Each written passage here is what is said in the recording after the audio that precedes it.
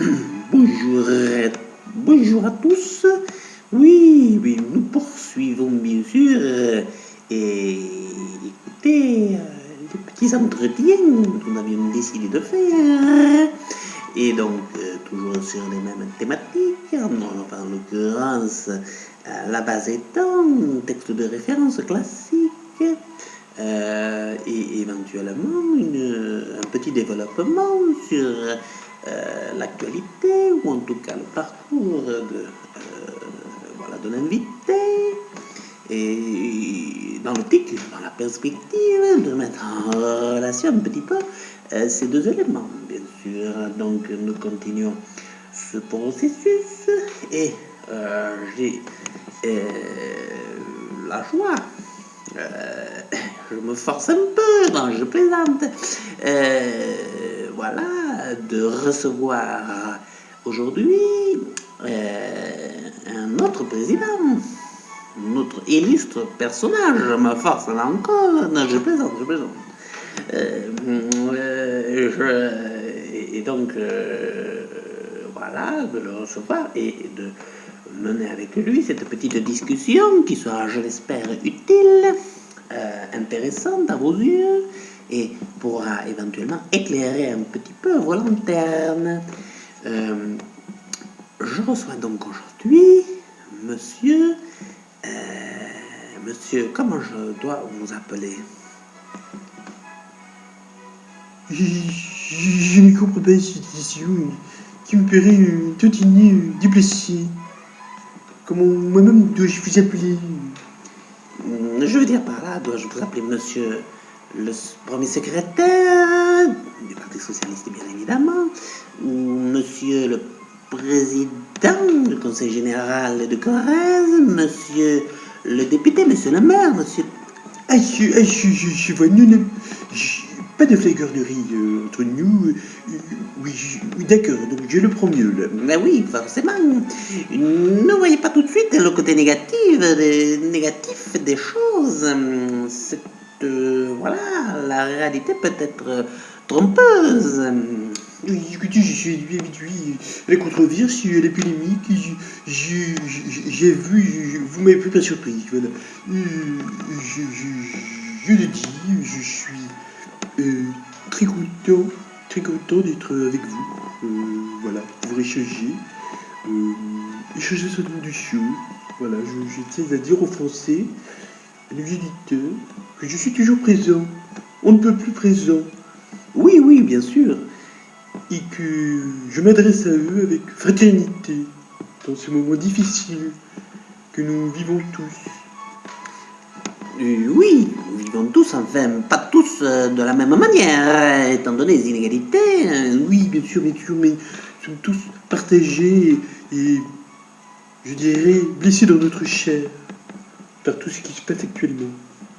Oui, oui, enfin bon, n'exagérons rien non plus, disons que ça crée des petits problèmes, des gros problèmes pour certains, bien sûr, conjoncturels, c'est-à-dire dans nos vies quotidiennes, pratiques, nous sommes un petit peu bousculés, ce qui n'est pas d'ailleurs si mal que ça, puisque ça peut faire bouger des barrières. Oui, tout à fait, je tiens juste à dire justement que je suis ulcéré par le comportement de l'exécutif actuel. Je n'ai pas habitué les Français à autant d'arrogance, à mon sens, autant de distanciation de l'humain. Il faut revenir, je dirais, à un peu plus d'humilité. Oui, bien sûr, bien sûr. Alors justement, nous allons revenir un petit peu, je vais vous laisser vous exprimer. Oui, vous faites bien. Surtout en ces temps où la censure prend le pas sur la libre expression. Oui, alors en l'occurrence, la libre expression, mais là, les gens sont en train justement de formuler, bon, peut-être un petit peu excessivement, tapageusement, leurs revendications et leur mal-être. Oui, d'ailleurs, il faut écouter ce mal-être, il faut être à l'écoute, il faut entendre ce mal-être. Oui, alors vous-même, est-ce que vous avez été en mesure de bien l'entendre au précédent? Vous, dont la cote de popularité n'a jamais été au plus haut, je vous le rappelle. Ne commençons pas tout de suite les polémiques désagréables. Nous échangeons fraternellement. Je tiens à le préciser. Il n'est pas question de se lancer des pics. Oui, Oui, mais bien sûr, mais il n'est pas question non plus de vous dorer la pilule pendant, allez, disons, combien vous pensez mettre là? Qu'un quart d'heure, 20 minutes, une demi-heure, comme peut-être notre président technicien d'hier, M. Giscard, bien sûr, dont l'éloquence a été, à mon sens, bien soulignée. Je ne vais pas me rabaisser un concours, une compétition du plus disant. Moi, je préfère la qualité à la quantité, déjà, je tiens à vous le dire. Je redirai mon intention de bien montrer aux Français qu'il faut rester dans la mesure. Oui, oui, bien sûr. Alors, vous qui êtes un président normal, développez un peu les choses. Non, mais je vais prendre le cheminement qui est le mien. Je ne vais pas, là encore, obéir à des instructions, qu'elles soient d'ordre politique ou journalistique. Oui, oui, bien sûr, vous êtes bien invité, ça nous fait plaisir. Ne dites pas non plus que je suis directif dans ma manière d'interviewer les gens. Ça ne me ressemble pas. Non, non, non, non, non, bien sûr, ça ne vous ressemble pas. Comme il cela ne ressemble pas à Emmanuel, d'être directif, brutal, direct, excessivement direct. Il dit je obligé avec les gens. Non, non, non, non. Oui, d'accord, j'ai compris le message. Je vous laisse parler. Oui, je vous remercie de vous ouvrir enfin à mon discours. Oui, je disais... Je ne comprends pas l'évolution des choses. Il ne faut pas brutaliser les Français. Il ne faut pas être excessif dans le langage, dans le discours. Il ne faut pas être grossier. Et la grossièreté, ce n'est pas seulement exprimer des mots vulgaires, des mots insolents, des insultes. Mais c'est aussi formuler des vœux, des intentions, exprimer des thèmes qui dépassent l'entendement, qui dépassent la mesure, qui ne vont pas dans le sens du consensus social. Oui, mais encore. Je veux dire par là, il ne faut pas mépriser les gens. Et je vois bien poindre une révolte potentielle.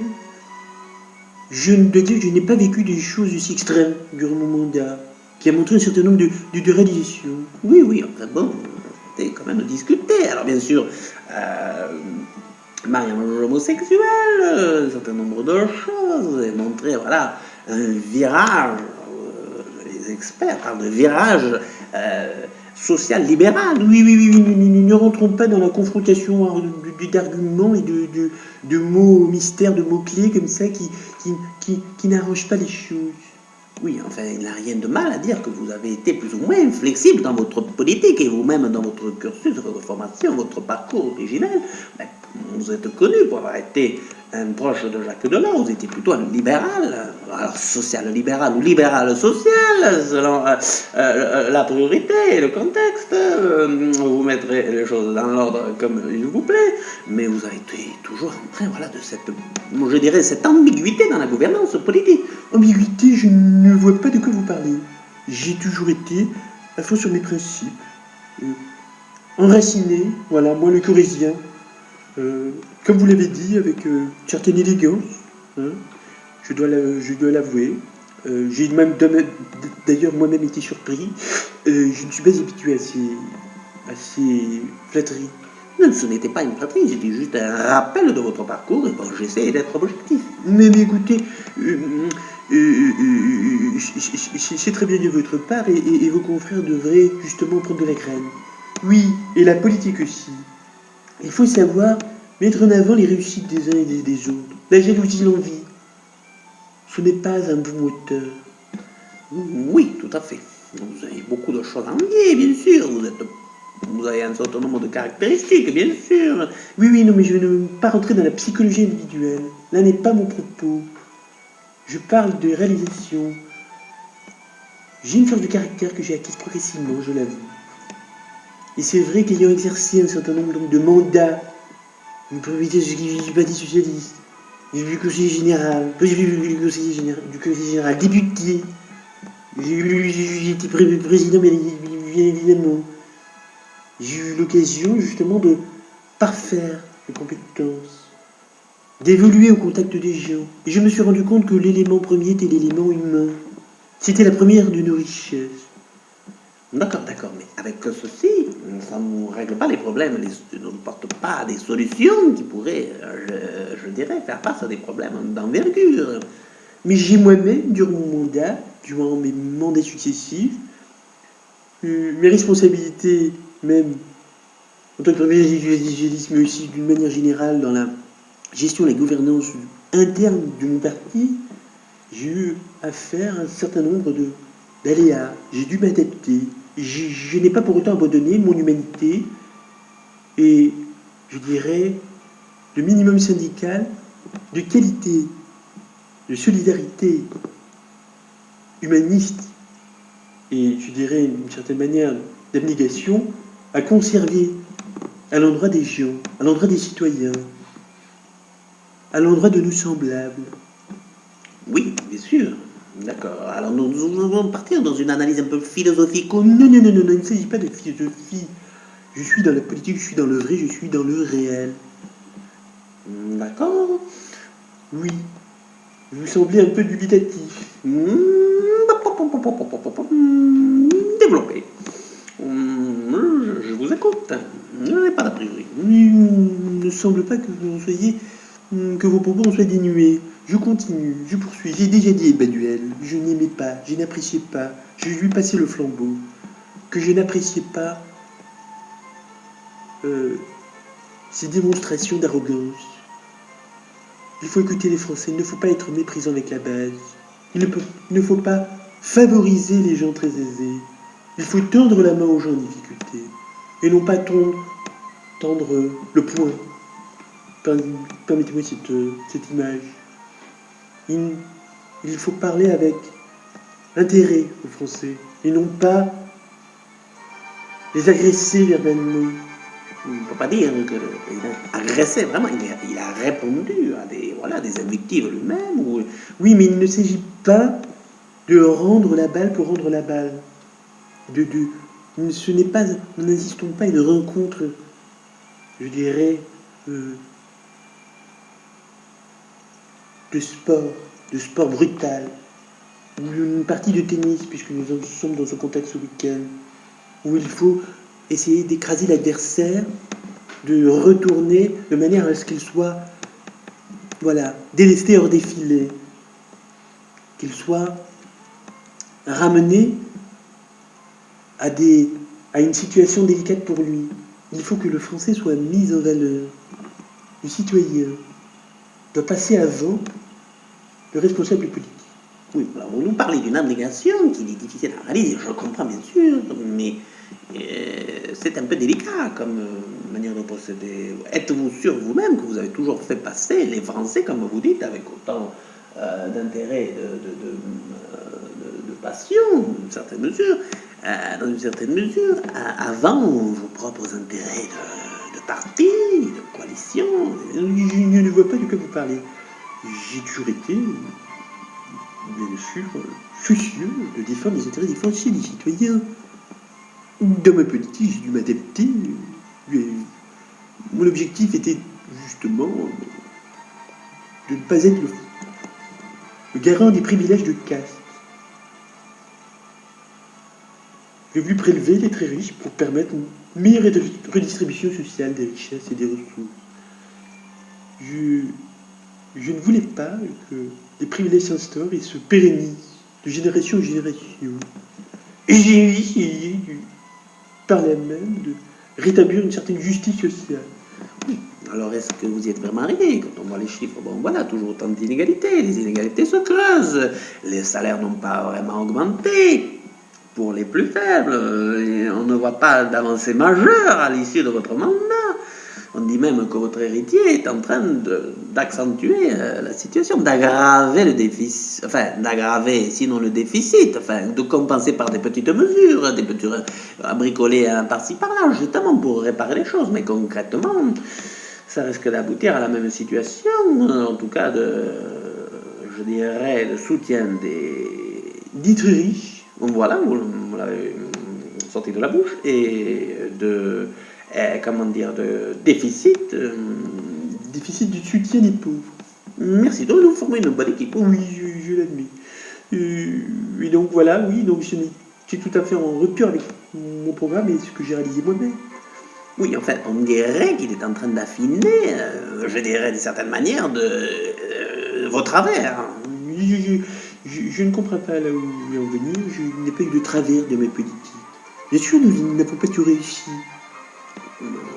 Dis même que vous n'avez pas réussi énormément de choses pour être un peu respectueux de vos réalisations.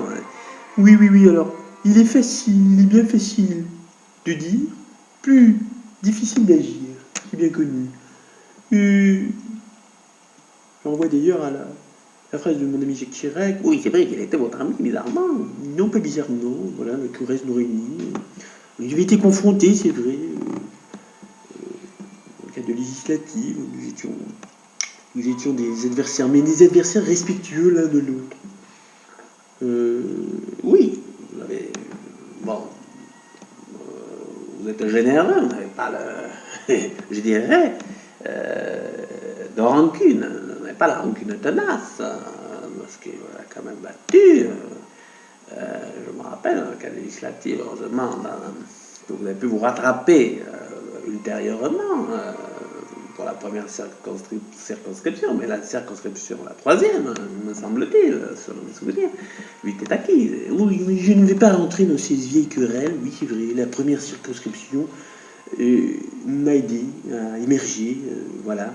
Mais justement, ça a formé quelque chose de solide entre nous. Et comme je le disais, ça remonte dans les années 80, 83, 88, bien sûr, après la cohabitation est arrivée, bien sûr, les législatives anticipées, d'une certaine manière, ont été mises en œuvre.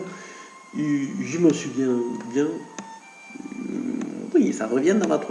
Ça, je vous rappelle à votre mémoire. Hein. Oui, tout est fait. Mais il n'empêche justement que nous avons gardé des liens solides, et comme je le disais, et comme il le disait très bien, je faisais référence à ça, avant que vous nous perturbiez dans vos rappels historiques.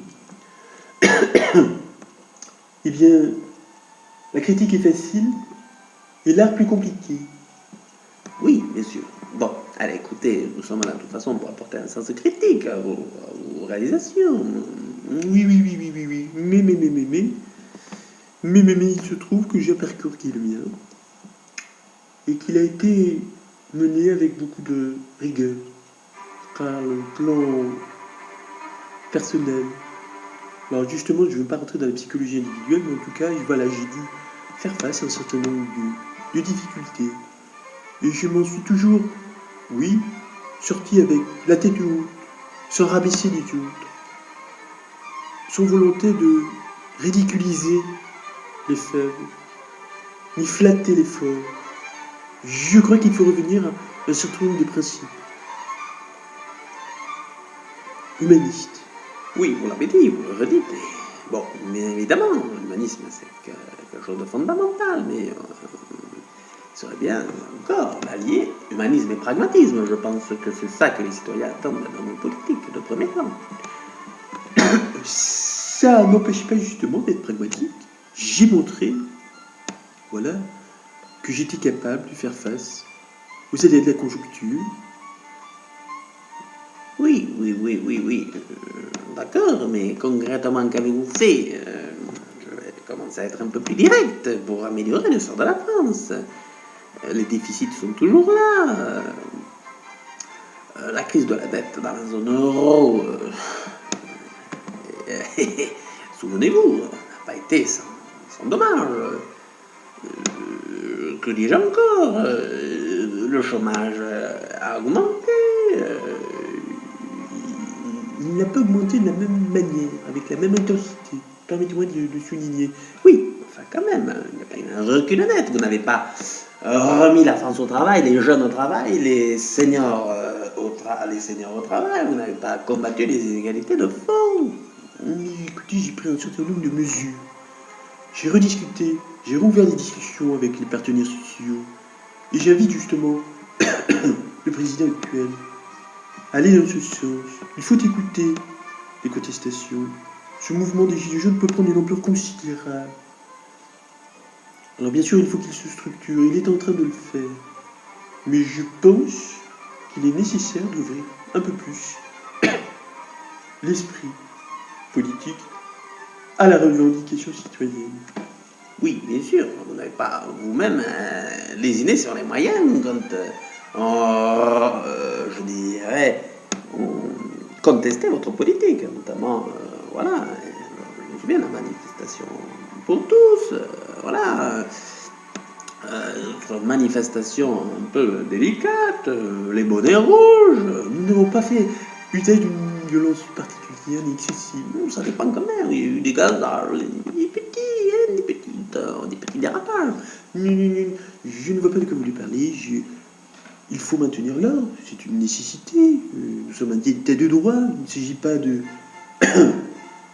généraliser, je dirais, le tapage et la violence et le désordre. Oui, bien sûr, le fameux bololo. Oui, alors le bololo ou pas, ou autre, je ne rentrerai pas dans des termes fantasques. C'est pas fantasque, c'est un mot importé. Voilà, enfin, de Congo. Alors, il y a discussion. C'est un mot tout à fait qui était voilà, usité par l'armée française en Afrique. Oui, peu importe. En tout cas, le résultat est le même. Il ne s'agit pas. Il s'agit de. En tout cas, il ne s'agit pas de généraliser le désordre, mais il s'agit en tout cas d'allier les contradictions, les vents contraires, de faire en sorte que l'alchimie s'opère. Pas vraiment été spectateur d'une alchimie particulière pendant votre mandat. Oui, je vois votre obsession à vouloir casser mon mandat, à vouloir remettre en question mes réalisations. Si je ne vous connaissais pas, monsieur Petit, je dirais que vous avez une dent contre moi. Oh là, pas du tout, pas du tout. Vous avez une dent contre la réussite, le succès. Vous, je dirais presque une envie, manifester une certaine envie. Écoutez, envie, connais-toi toi-même, comme dirait l'autre, mais enfin bon, envie surtout, de connaître un peu plus, je dirais, un peu plus de choses sur peut-être même sur vous-même, mais aussi surtout un peu plus, d'avoir un peu plus d'informations sur, enfin d'éclaircissement, et de réponses à mes questions. Oui. Vous êtes un cheval fougueux, monsieur Petit. Je prends ça comme un compliment. Oui, certes. Enfin, le cheval doit calmer un petit peu son ardeur. Et je disais donc nous avons fait un certain nombre d'avancées. Oui, enfin la loi, je vais être pressé à votre place. La loi travail, la réforme du code du travail, ça s'est pas très bien passé, madame El Khomri. Oui, d'ailleurs, son traitement était assez injuste. Voilà, nous avons mis beaucoup d'efforts. Et quand on nous reprochait de ne pas être assez à la page, d'ouvrir les choses, de ne pas assez ouvrir les choses, et c'était un moyen justement de faire en sorte qu'il y ait plus de flexibilité dans le droit du travail pour permettre plus d'embauches. Oui, alors bon, ça a été vu aussi comme un aspect un peu à contrario libéral, enfin bon.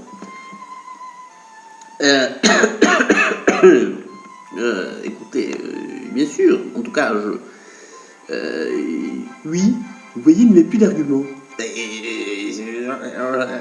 Écoutez, pardonnez-moi, mais j'ai besoin d'avoir en face de moi un contradicteur qui me donne des éléments. Écoutez, mais débrouillez-vous par vous-même. Vous m'avez convié, je ne suis pas là pour faire... Nous ne sommes pas un procès.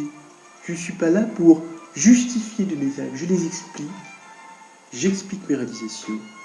Je ne suis pas là pour me défendre. Tout à fait. Bon, écoutez. Peut-être. Je vous donne des pistes. Au niveau de l'Union européenne, voilà, la construction européenne. Écoutez, je m'étais prononcé pour la ratification du pacte budgétaire européen. Naturellement. C'était déjà important.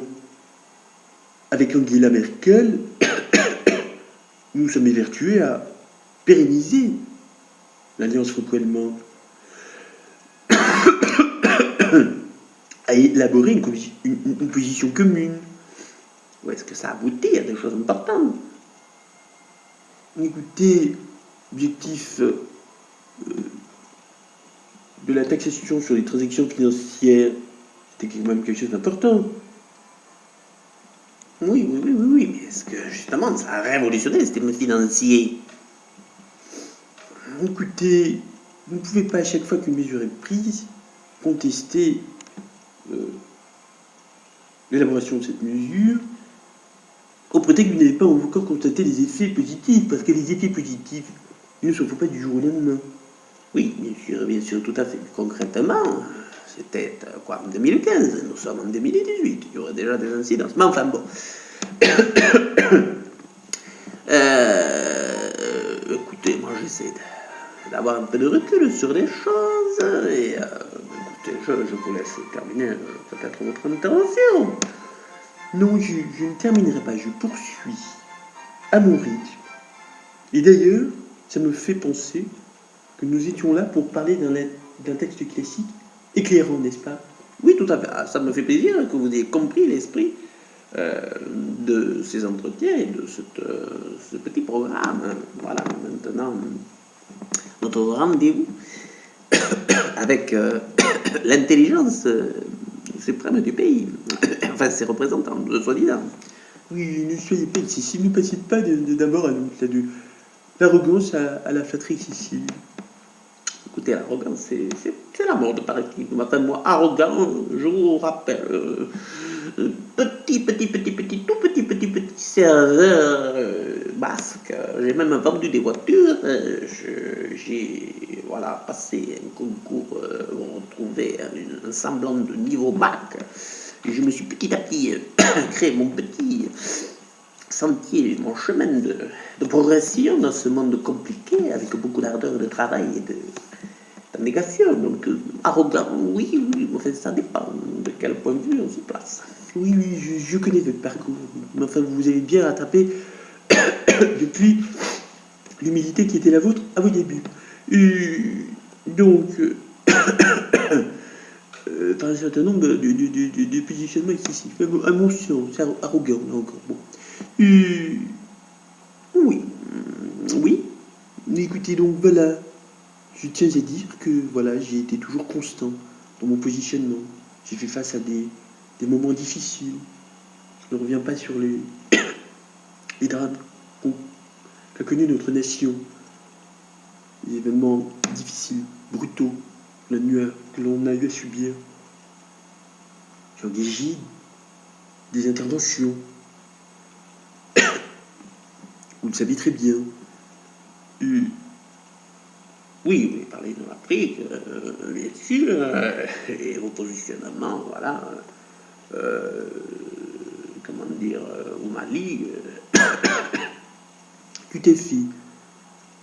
Mais je suis en Centrafrique. Rappelez-vous l'opération s'engager. Oui, alors, vous nous parliez de cette œuvre. Alors, quel est, selon vous, le cheminement qui est le vôtre, et puis surtout, voilà, la référence idéologique, enfin, en tout cas, l'esprit de ce qui vous anime. Et vous l'avez formulé bizarrement, mais justement, à mon rythme, je disais, à mon rythme, j'y viens. La fable que j'ai choisie est celle du lièvre et de la tortue. Ah, mais je comprends tout à fait, oui, je comprends tout à fait. Alors là, pour le coup, c'est complètement raccord avec, je dirais, la représentation que l'on peut avoir de votre parcours et surtout de votre personnalité. Absolument. Alors j'y vais. Rien ne sert du courir, il faut partir à point. Oui. Le lièvre et la tortue en sont un témoignage. Gageons, ici que vous n'attendrez point, sitôt que moi ce but. Et je vous propose de participer à cette narration. Ouh, d'accord. Alors, donc je fais le lièvre, si j'ai bien compris. Puisque la star dans cette fable, bien évidemment, c'est la tortue. Je n'ai jamais prétendu être une star. Ni une tortue. Bien sûr. D'accord. Si toi vous sage, repartit l'animal léger. Ma commère, il vous faut purger, avec 4 graines dès le bord. Ces genoux, je parie au cœur. Ainsi fut fait. Et de tous deux, on mit près du but les enjeux. Savoir quoi, ce n'est pas l'affaire, ni de quel juge l'on convient. Je reprends la main, puisque c'est moi qui dois exprimer les choses. Notre lièvre n'avait que 4 pas à faire. J'entends de ce qu'il fait lorsque près d'être atteint, il s'éloigne des chiens, les renvoie aux calendes, et leur fait arpenter les landes. Ayant dis-je du temps de rester pour brouter, pour dormir et pour écouter. À vous. Ah d'accord, mais j'ai pas très bien compris. Alors d'accord, je reprends le plan. Ah oui, parce qu'il y a beaucoup de narration. D'où vient le vent? Il laisse sur la tortue. Aller son train de sénateur. Elle part, elle s'évertue, elle se hâte avec lenteur. Lui cependant méprise une telle victoire. Tient la gageure à peu de gloire. Croit qu'il y va de son honneur de partir tard. Et oui, et c'est là qu'est l'erreur. Il broute, il se repose, il s'amuse à toute autre chose qu'à la gageure. À la fin, quand il vit que l'autre touchait presque au bout de la carrière, il partit comme un trait, mais les élans qu'il fit furent vains. Et les tortues arrivaient les premiers. Eh bien, lui cria-t-elle, avais-je pas raison? De quoi vous sert votre vitesse, monsieur Petit? Écoutez, Moi l'emporter. Et que serait-ce si vous portiez une maison? Rendez compte, monsieur Appétit, de l'importance de la prégnance du subtexte. Hein, vous les lièvres, si vous aviez été aux affaires, où en serions-nous maintenant? écoutez, merci de cette petite pique. Et espérons, enfin, j'ose imaginer que j'aurais pu éventuellement utiliser mon sens critique, politique, médiatique, pour voilà, faire avancer un peu les choses. Mais il n'est pas aisé de faire avancer ce grand pays qu'est la France, avec toutes ses contradictions et ses difficultés. Et il faut rester humble. D'accord. Eh bien, merci beaucoup pour cette leçon d'humilité. Il vous a pris.